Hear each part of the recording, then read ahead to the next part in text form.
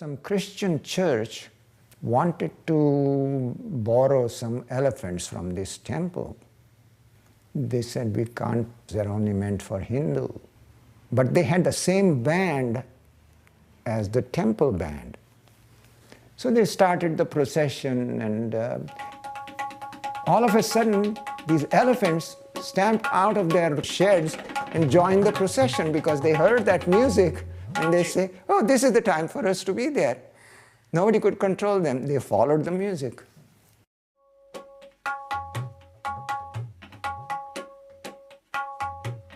Elephants are very intelligent. You can train them to respond to anything.